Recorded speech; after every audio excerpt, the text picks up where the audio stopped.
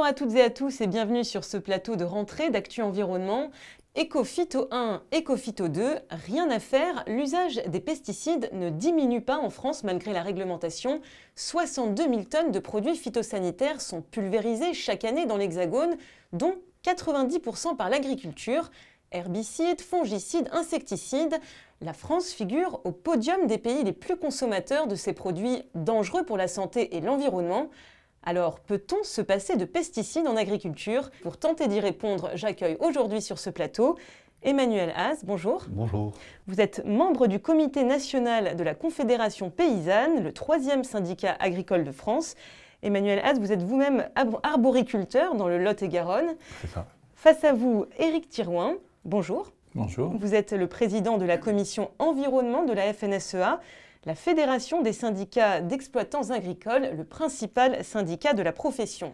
Alors que la France a lancé les États généraux de l'alimentation qui visent entre autres à accompagner la transition du monde agricole, nous nous posons cette question: est-ce qu'on peut se passer de pesticides en agriculture? Actu Environnement s'est rendu sur la zone Atelier Plaine, un dispositif de recherche piloté par le CNRS à Chizé, dans les Deux-Sèvres, un territoire rural de 450 km², soit 16 000 parcelles suivies depuis 1994.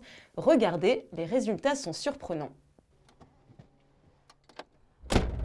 On s'est décidé avec des collègues de l'INRA de Dijon et puis du CNRS à Chizé de mettre en place des expérimentations pour se mettre dans le cadre du plan Éco-Phyto, c'est-à-dire réduire les pesticides de moitié et travailler avec des agriculteurs sur un certain nombre de parcelles et quantifier, analyser les rendements et les revenus quand on se met dans le contexte du plan Éco-Phyto. Le résultat global de nos analyses, c'est que quand on réduit de 30 à 50% les herbicides et l'azote en même temps, il n'y a pratiquement pas d'effet sur les rendements. C'est à peine mesurable, on est de l'ordre de 3 à 5% de baisse en moyenne. Par contre, du coup, sur les revenus, l'augmentation est substantielle puisqu'évidemment, il y a l'économie de l'utilisation d'azote et d'herbicides. Contrairement à l'idée reçue, les herbicides n'éliminent pas tant que ça les adventices, ce qu'on appelle les mauvaises herbes. Ce qui élimine les adventices avant tout, c'est la culture. On a montré dans nos expérimentations qu'entre un carré où il n'y a pas de blé et un carré où il y a du blé, la biomasse en adventice est réduite de 85% en moyenne, rien que par la présence de blé, sans herbicide et sans azote. Donc le meilleur herbicide, en fait, c'est le blé lui-même. Donc là, on est dans une zone un petit peu particulière de la zone d'étude où il y a une dizaine d'exploitations en agriculture biologique qui sont regroupées et qui font que pratiquement la totalité du paysage est cultivée en agriculture biologique. Ce qui circule dans la littérature ou dans l'image classique, c'est que finalement les parcelles en bio sont des foyers pour des pucerons, des organismes déprédateurs des cultures, puisqu'ils ne sont pas traités, et que donc les parcelles en agriculture conventionnelle bénéficient plutôt négativement de cet effet de voisinage. Et en fait, nous, on est en train de démontrer plutôt le contraire, c'est-à-dire que les parcelles en conventionnel bénéficient au contraire de manière positive de la proximité des parcelles en agriculture biologique, parce que ces parcelles sont pourvoyeurs d'insectes pollinisateurs ou d'insectes qui sont prédateurs de pucerons ou prédateurs de limaces. Donc c'est en fait exactement l'inverse qui semble se produire. Et c'est ce qu'on est en train d'essayer de démontrer à l'échelle de situations réelles, puisque on travaille avec des paires d'exploitation ou des paires de parcelles en bio et en conventionnel.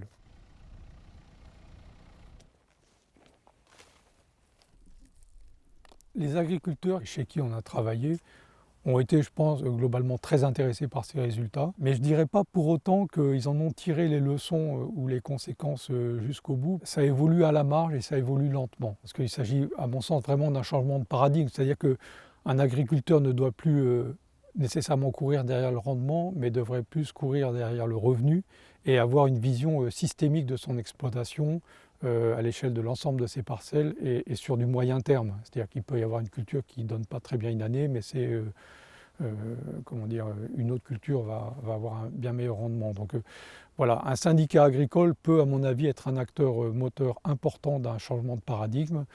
Encore faut-il que cet acteur soit convaincu de la nécessité de ce changement de paradigme. Et c'est là qu'est toute la question finalement. Alors donc, il s'agit d'une expérience assez inédite, puisqu'elle est menée à grande échelle, en plein champ et non dans un laboratoire, ce qu'on voit assez rarement. Éric Thirouin, vous faites partie donc du syndicat agricole majoritaire. Avant de nous demander une réaction par rapport à ce qu'on vient de voir, est-ce que vous connaissiez cette expérience ?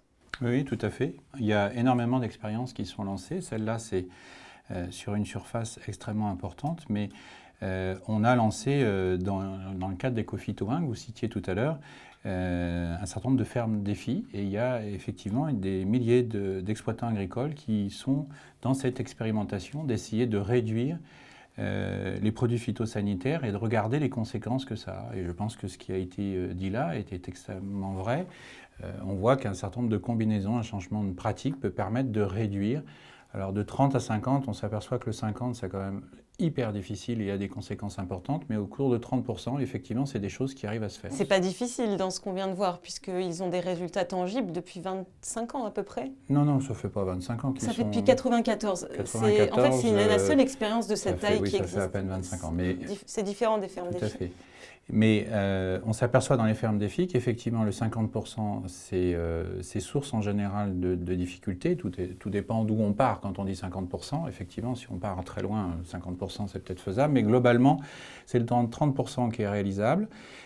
Simplement, ça nécessite effectivement un changement de pratique. Ça nécessite des changements de production, ça nécessite plus de temps.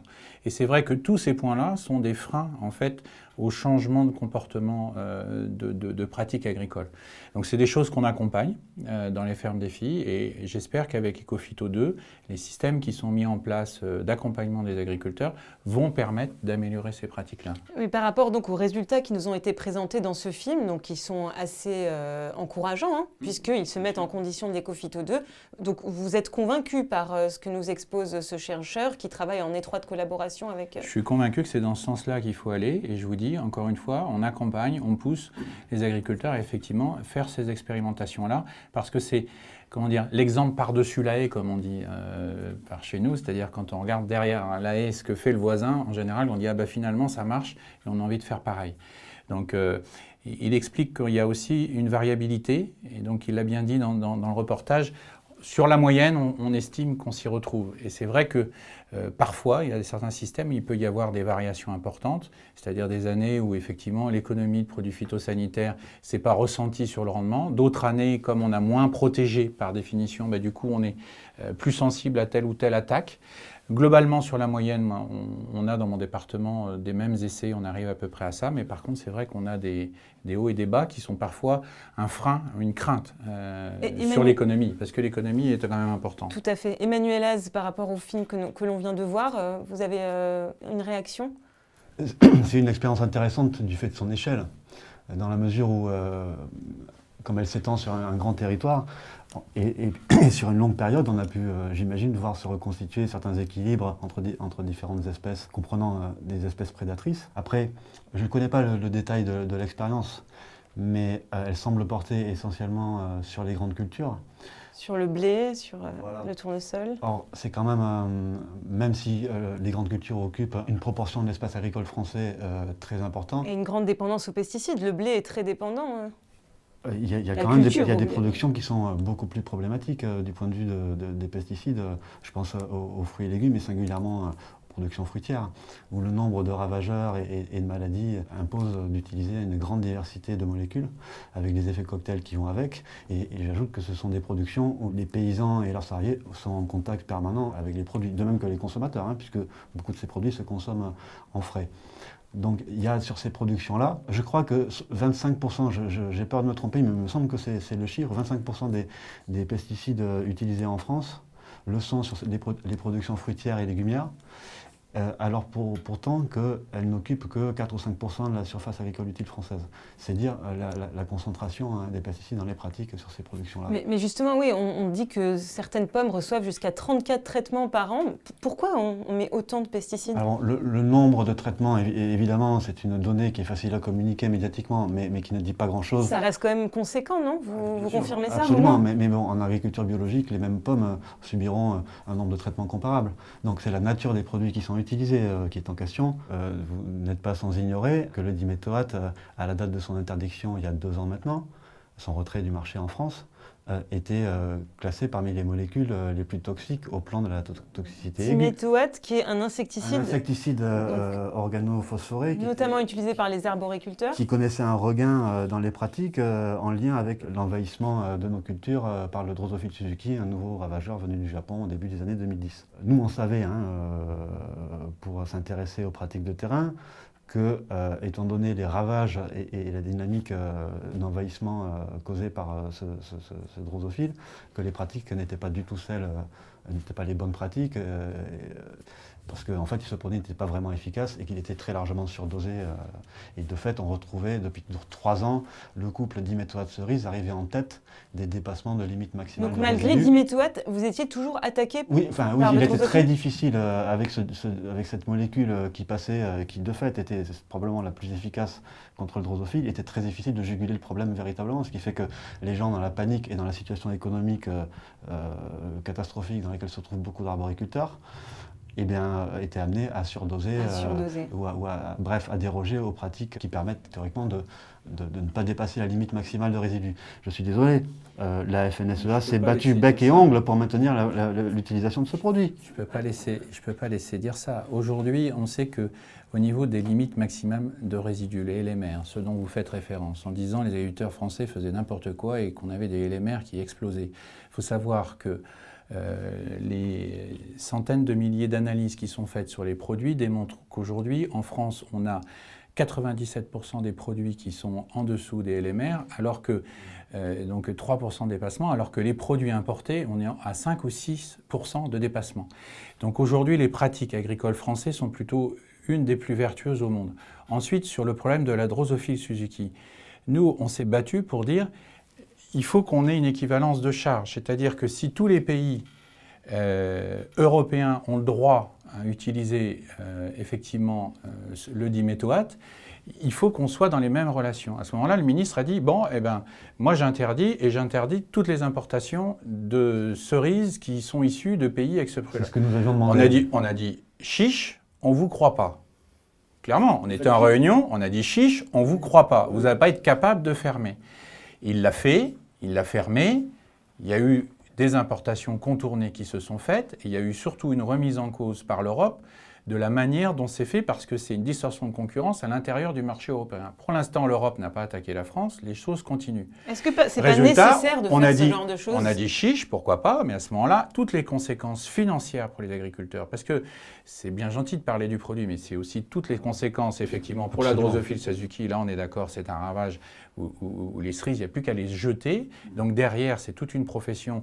Est-ce qu'il y a encore possibilité de produire de la cerise en France? Est-ce qu'on ne doit pas uniquement importer les cerises des autres pays qui, eux, n'ont pas les mêmes règles, qui sont beaucoup moins strictes pour le faire? Ça, c'est aussi un problème que moi, je souhaite poser aux consommateurs. C'est-à-dire, si on veut une France avec tel type d'agriculture, tel type de produit, est-ce qu'on est prêt d'arrêter d'importer tous les autres produits qui sont produits différemment à l'intérieur du pays? Parce qu'à ma connaissance, je pense que c'est pas en France. Est-ce que la seule solution, c'est l'importation? Est-ce que du coup, c'est soit surdosé, soit abandonné et importé? Non, il ne faut pas surdoser. Il ne faut pas me faire dire ce que je n'ai pas dit. Non, parce qu'il a expliqué que le comportement des agriculteurs en moment de panique a été de surdoser. Je dis que ce n'est pas vrai. Les agriculteurs font les choses correctement. Il y a eu des pratiques de fait. C'est pour ça qu'on a, je le redis, qu'on a retrouvé des dépassements en grand nombre depuis l'avènement des Drosophile suzuki sur nos cultures. Non, il y a eu des pratiques très critiquables et condamnables, certainement pas celles de tout. Oui, effectivement. Qu'il y a eu des pratiques condamnables, absolument. En l'occurrence, à Chizé, vous avez vu donc, des résultats plutôt encourageants, mais Vincent Bretagnol explique que malgré ça, les agriculteurs ne changent pas, voire très peu. Pourquoi? Essentiellement par peur du risque. Est-ce que ce n'est pas ça tout le problème? C'est-à-dire, par peur du risque, on ne change pas ses habitudes, par peur du risque économique? C'est un des éléments. Ce n'est pas le seul, mais c'est un des éléments. Il a été réfléchi dans les débats d'Ecofito 2, est-ce qu'il fallait mettre en place un système assurantiel pour couvrir ce risque-là? Après, on s'est aperçu que c'était extrêmement compliqué, parce que si on couvre le risque d'une chute de rendement, comment on prouve que cette chute de rendement est due à telle ou telle pratique qui a été vertueusement modifiée? Ou est-ce que c'est autre chose? Donc, c'est quelque chose d'extrêmement compliqué. Mais je m'insurge sur le fait que le comportement ne change pas. Non. On est, contrairement à ce que vous avez dit dans vos propos introductifs, on est le 9e pays européen en termes de consommation de produits phytosanitaires à l'hectare et non pas le premier. Le premier, c'est parce qu'on est le plus grand pays agricole d'Europe. Bah, vous avez dit qu'on était en tête de podium. Donc, sur le podium. Voilà, le podium, il y en a plusieurs. Mais il n'y a pas 9 places.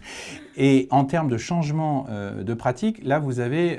16% de produits phytosanitaires achetés en plus par les agriculteurs en 2014. Donc, c'est que la consommation continue, voire augmente. Non. Sur les 20 ans, le nombre de kilos-hectares, la consommation a chuté.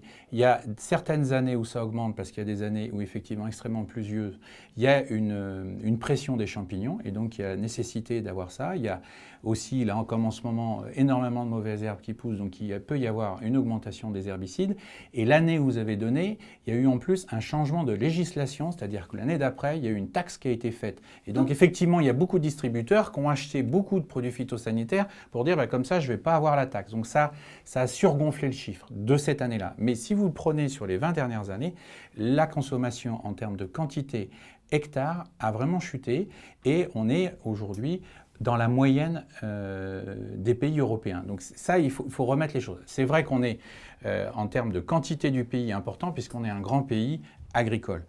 Là, vous avez la courbe du nombre d'agriculteurs qui se sont engagés dans des surfaces en agriculture biologique. C'est des choses qui augmentent. Et c'est quelque chose qui... 5% des territoires agricoles attribués à la... Et nous, on pense que biologique. c'est une bonne chose de pouvoir augmenter, effectivement, cette production bio. Ça correspond à un marché. Aujourd'hui, il y a de plus en plus de Français qui veulent acheter bio. Il faut pouvoir répondre à ce marché. C'est quelque chose aussi qu'on défend. Donc le bio est une alternative aux pesticides ? Le bio fait la démonstration qu'au plan technique, il existe des alternatives à l'essentiel des usages des pesticides. La FNSEA avance souvent la notion d'impasse technique. Nous, on parle beaucoup plus au contraire de difficultés économiques à se passer des pesticides. Et là, je suppose qu'on se rejoindra, parce qu'à nouveau, on se retrouve en train de parler et de réduire la question des pesticides à celle des pratiques des paysans. Et pour nous, c'est un phénomène, c'est un fait social total, les pesticides, dans lesquels les pratiques des consommateurs sont très largement impliquées.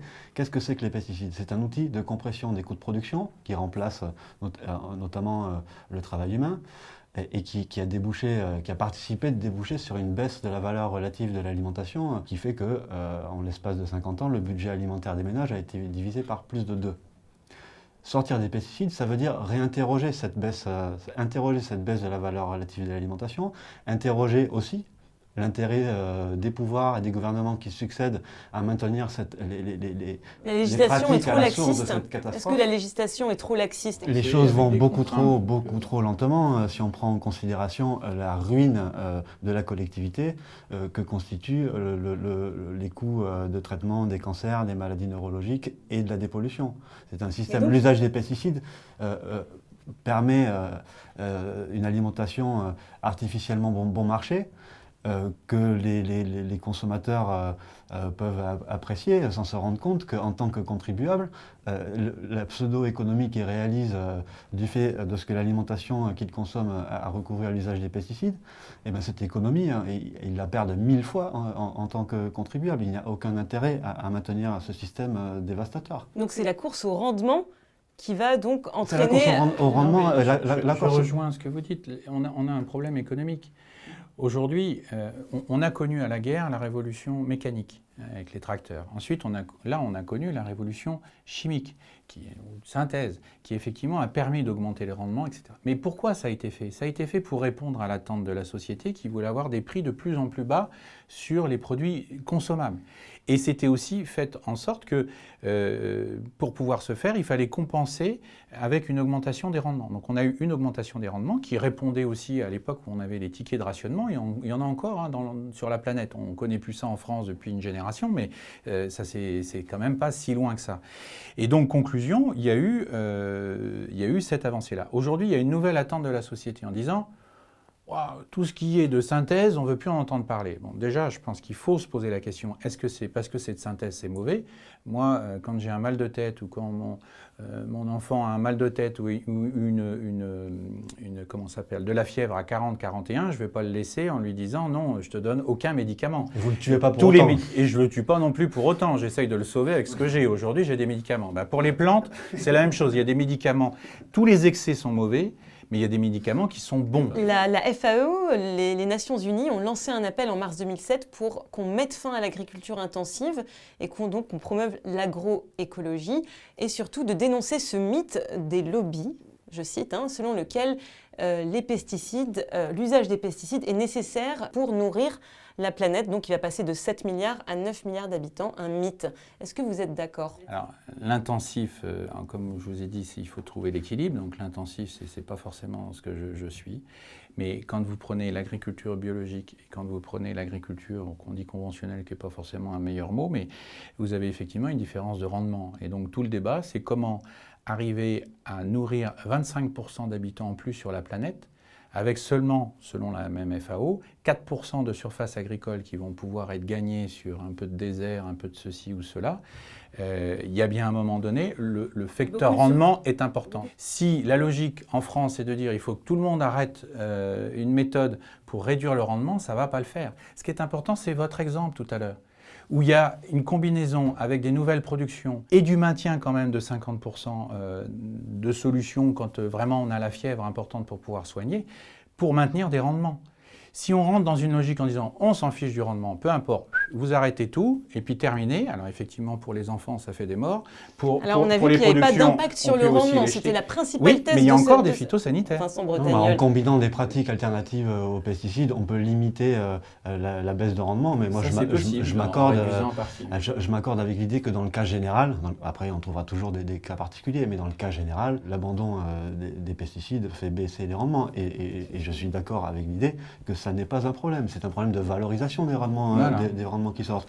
Quant à ce qu'il en est des agricultures du Sud, l'importation de techniques et d'acteurs économiques du Nord, le bilan de ça est proprement calamiteux. L'imposition au Mali, par exemple, de zones monoculturales imposées par certaines multinationales est une calamité. Donc c'est tout un système agricole qui va du coup augmenter cette dépendance en fait, c'est ça. Là-dessus, on est d'accord. Le coût du riz doré, ça me fait penser, votre raisonnement m'évoque la spécialisation. La façon dont tu as essayé d'imposer le riz doré, donc cette variété de riz génétiquement modifiée qui est capable de produire une grande quantité de vitamine D, c'est ça, qui est essentielle pour la santé. On nous a vendu la larme à l'œil il y a une douzaine d'années, le fait que ces pauvres populations africaines avaient absolument besoin de ce riz doré pour pallier à leur carence en vitamine D. Sauf que précédemment, les dites populations associaient différentes cultures qu'ils pratiquaient depuis des siècles et des siècles et qui leur apportaient suffisamment de vitamine D. Donc il faut penser tout ça dans une logique globale, systémique et historique. Alors justement, ça sera notre dernier point. On a beaucoup parlé de conséquences sur la santé. Bon, ici on est Actu Environnement, donc on s'intéresse essentiellement à l'environnement et l'usage des pesticides a des conséquences donc démontrées sur l'environnement, notamment les abeilles, les pollinisateurs. Or, on a vu qu'il y avait aussi ce serpent qui se mordait la queue, c'est-à-dire que donc en réduisant justement ces pollinisateurs, on réduit les rendements puisque ce sont des services que la nature nous rend. Est-ce que les agriculteurs sont conscients globalement de ça, donc de ces services écosystémiques dans leur pratique, ou est-ce qu'ils sont complètement extraits de l'environnement dans lequel ils cultivent ? Eh bien, c'est quelque chose qui est de plus en plus évident. Après, il est toujours difficile à l'échelle de la parcelle ou de la ferme de prendre la mesure de quels facteurs opèrent sur l'évolution du rendement de telle ou telle culture. Je suis absolument d'accord sur ce que vous avez dit au début. Sur les pollinisateurs, à la FNSEA, on a sorti 11 fiches sur 11 cultures différentes pour bien redonner le b.a.-ba sur la manière de pratiquer l'agriculture pour protéger les pollinisateurs. On a un certain nombre de réglementations qui viennent aussi pour réduire l'impact, on revient au sujet initial, des produits phytosanitaires sur les pollinisateurs, sur les heures à laquelle on va traiter, de façon que les abeilles, par exemple, ne soient pas dans les champs, etc. Et sur le problème des pollinisateurs, on a un problème majeur et nous, on essaye de travailler avec les pollinisateurs professionnels pour essayer de sortir de cette impasse parce que on a beaucoup d'apiculteurs à la FNSEA adhérents et moi je suis vraiment inquiet sur effectivement l'état de leur cheptel parce que effectivement les ruches se sont bien voilà et sur cet aspect-là les facteurs sont multiples. On a effectivement l'impact des produits phytosanitaires, donc on a à progresser sur la manière dont on le fait, mais il y a aussi la gestion de la santé des ruches, la problématique du varroa. On a aussi des débats sur le dérèglement climatique également, et l'ensemble de ces problématiques-là doit être pris en compte. Et on a effectivement un certain nombre de mesures avec mes collègues apiculteurs qu'on met en avant pour essayer de faire en sorte que les apiculteurs puissent avoir à nouveau un revenu digne de ce nom. C'est une excellente nouvelle, vous allez nous rejoindre dans notre combat contre les néonicotinoïdes? Ça, c'est un autre sujet, puisque les néonicotinoïdes sont effectivement un vrai débat de savoir est-ce que c'est la suppression des néonicotinoïdes, ça sera meilleur ou pire pour les abeilles, puisque à la place des néonicotinoïdes, aujourd'hui, les alternatives ne sont pas forcément meilleures. Et sur le débat des néonicotinoïdes, l'ANSES, l'Agence nationale de santé, a dit que le problème, c'était la gestion des poussières et des à-côtés.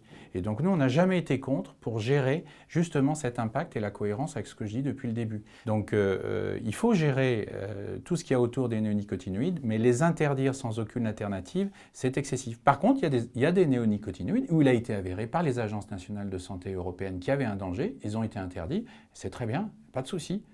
Quand les choses ont montré que l'impact était ravageur de ce danger, eh bien, il faut l'interdire. Quand il est démontré qu'il y a moyen de gérer l'impact et de faire en sorte de juguler ce danger et au contraire pouvoir être bénéfique pour l'environnement, pour les cultures sans avoir d'effet néfaste sur les abeilles, il n'y a pas de raison d'interdire. Donc on est bien sur un débat complexe et pas binaire. Donc je terminerai par cette question qui est le sujet. Si vous pouvez répondre par oui ou non, peut-on se passer des produits phytosanitaires en agriculture ? De la même façon qu'à mon avis, on n'est pas prêt de se passer des médicaments pour les humains, ça va être difficile de se passer des médicaments totalement. Par contre, réduire les impacts, réduire l'utilisation, réduire les risques, ça oui, c'est un challenge qu'on a pour les années à venir. Emmanuel Az ? Peut-on? En tout cas, il le faut, étant donné les impacts connus et encore inconnus à ce jour. Alors, les paysans ont une certaine marge de manœuvre selon leur production, selon la situation de leurs revenus, pour agir individuellement dans le sens du retrait de certaines molécules ou de leur réduction de leur usage.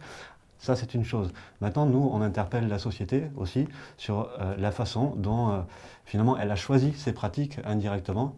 Les paysans ne sont que les exécutants de ces choix sociétaux calamiteux qu'ont été ceux d'une alimentation bon marché.